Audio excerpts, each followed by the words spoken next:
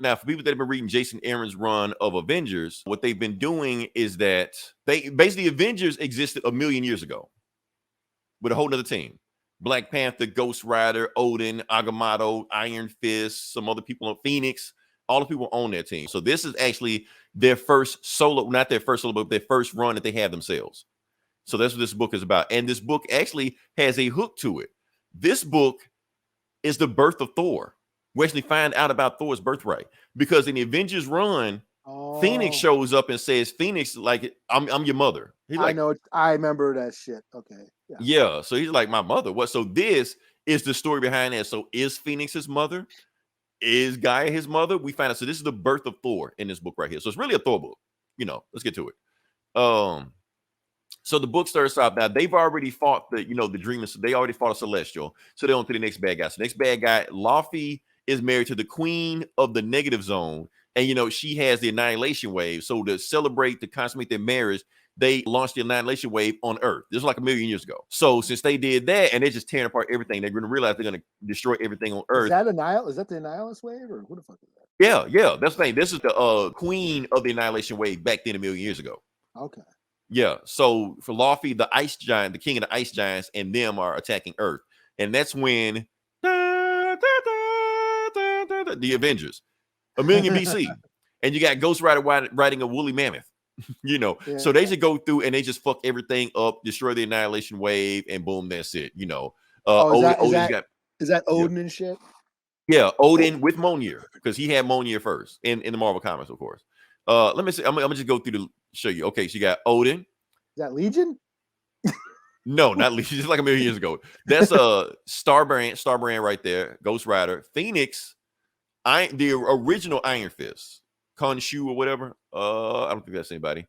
That's Agamotto. That's not Doctor Strange. It's Agamotto. Oh, no shit. Yeah. And I'm missing somebody, but and Black Panther is somewhere. Where's Black Panther? I don't know. He's in there somewhere. Anyway, let's keep going. They fuck up the annihilation wave and they kill the Hive Queen, Laufey's wife. He's like, oh, you Avengers fucked up. I'm gonna get revenge. And he leaves and all the shit like that, and they go, and then the Avengers looking at stuff like, okay, cool, we did our thing.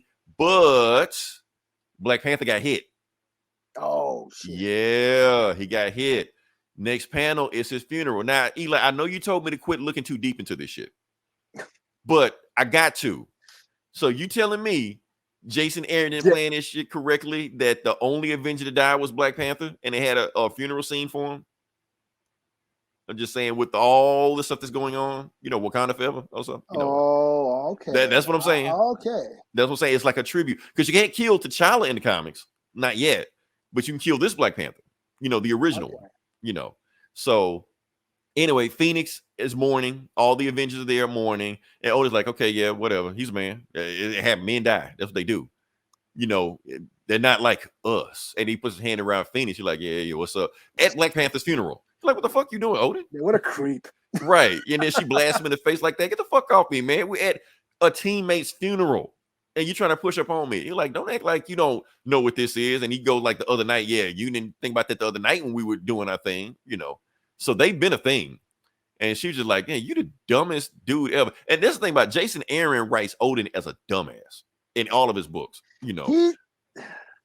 He did the Goddamned, where he just basically makes fun of like religion and Christianity, and he's definitely doing it here because I'm in just shitting on gods and shit. Yeah, because I'm currently reading the Jason Aaron run, and he's got Odin like the dumbest ass dude ever, and he's basically writing in the same vein here, So basically, the Panther tribe, take the king, the Black Panther, and they go off. So the whole time we thought this was Bashinga. Even though the timeline doesn't match up, because we've already been told in Black Panther lore, for people that know Black Panther lore, Bashinga was the first Black Panther. And he was like, and Phoenix was like, I don't know, I never knew this guy's name, even though he was one of my teammates. He was like, his name was Masi. So this was not Bashinga. And they're saying this Black Panther was like a million years before the Bashinga. So this is a retcon. A retcon I'm pretty sure will piss off everybody. A retcon I'm pretty sure will be ignored. But it's a retcon. So the Panther tribe just basically tells Phoenix, don't tell anybody about us, leave and pretend like we never existed. And they leave. They leave with the body, and that's it. So the next time we see them is in Asgard, like years later. Odin has called all the Avengers to Asgard, and they're like, "What the fuck you doing here?" He's like, "Don't worry, you'll find out in a second." So Phoenix shows up. He's like, "Finally, you're here. The reason you're here because I want you to come to Phoenix and I's wedding." And Phoenix like, "What? The fuck you talking about?" Yeah, we better get married. You're gonna marry me right now. I'm like, "No, the fuck I'm not." And he was like, "Okay, start the ceremony and speed this shit up because I'm horny as hell. Her get to the end, you know." And Phoenix just like blasts him in the face and leaves. You're like, "The hell you talking about?" So she takes off. But of course, her taking off, has problems. Because the thing is, since she left and Odin just stopped giving a fuck about Earth. He was like, "I got a reason to come back to Earth again." But Phoenix realizes that her Phoenix power is getting more and more out of control. And even though she loves the Earth and want to protect the Earth, if she stays on Earth, she's going to get crazy enough that she might become Dark Phoenix and flip the fuck out. So she has a plan.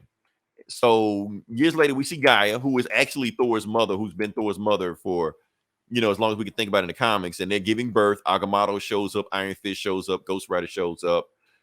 Also, Luffy shows up. Luffy shows up and says, "Remember I told you I was going to come back on you? I'm back." So Luffy is here and just beating the shit out of everybody. He was like, "I'm about to kill your kid, Odin," whatever his name is. So, and that's going to be your payback for killing my wife, you know. So while they're doing that, Phoenix shows back up, and then they cut back to the time. And basically, like a couple years ago, Phoenix and Gaia had been having a conversation. And Gaia's just saying, "Look, I love Odin, but I can't be with Odin because the longer I stay in this part of the galaxy, I'm going to go crazy and kill everybody. But if I'm gone, the Earth needs a protector. And Gaia, since you're an elder god, if you have a baby with Odin, you're going to have a protective Earth that can control the Earth while, to protect the Earth while I'm gone." And Gaia's just like, "I don't want anything to do with Odin. Odin's a dumbass." She was like, "Yes, he is. But if you don't do it for me, do it for the Earth. Since you're Mother Earth, do that." She's like, "If you have a baby with a god, he's going to be strong as fuck." You're like, "Okay, fine, I'll do it. I'll have a baby pretty with cool Odin." art, I must say. That art looks pretty cool. Yeah, it's a different art. They switched up the artist or whoever this is. So yeah. So anyway, so Phoenix talks Gaia into having a baby with Odin, even though Gaia wants nothing to do with Odin. But to present time, well, not present time, but in the time of the baby is born. Yeah, the baby is born, and it's baby Thor. So we see Thor being born right now, but with Gaia. Meanwhile, the other Avengers are fighting off Luffy to stop from getting to the baby. They were like, "Okay, Gaia, you had the baby. Can you stand up and go? Go. Get the fuck up out of here." And Luffy actually stabs the baby. Yes. And because all he had to do was like a little scratch, but since he's the ice giant, the baby starts turning to ice. They were like, and Gaia's like, "Help my baby. My baby's dying in my hands." So Thor is dying in her hands right now. Oh, I get what happened. Yeah. So, but Phoenix, remember, she's the god of rebirth. That's her whole thing. That's her power. She can bring things back to life. So Phoenix doesn't even think. She grabs Thor, baby Thor, and takes him to space. And then, does her Phoenix powers and shit like that and brings back to Earth. And you see the birth of Thor. You see him with little lightning powers and shit like that while Phoenix holds him. That's a cool ass panel right there. So, okay. That's yeah. Cool. Okay. So, Phoenix comes back to Earth, after saving Thor. They ran Luffy off, and Odin's just like, "Give me my baby, and you get the fuck out of here."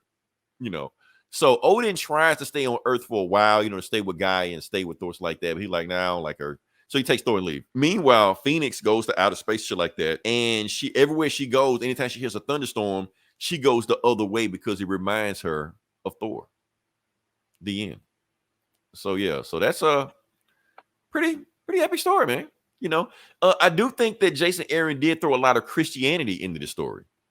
Because a lot of, basically saying that Thor is the Messiah. You are it's all in there. Even how evil forces try to kill the baby just like they did with Jesus, just like they did with Moses, hell, just like they did with the Hercules. That story keeps running over and over again. So it's the same story over again. So that's what they did there. So they're basically doing that. Honestly, I'm gonna give this book a 5 out of 5. Easily the best run. The best story of Jason Aaron's run so far. It was a really moving, emotional story. We got to see the birth of Thor, so it's going to be canonized. There's going to be the canon we didn't know. And plus, he didn't retcon all this shit like making Thor's mother Gaia still his mother, so I'm cool with that. So, yeah.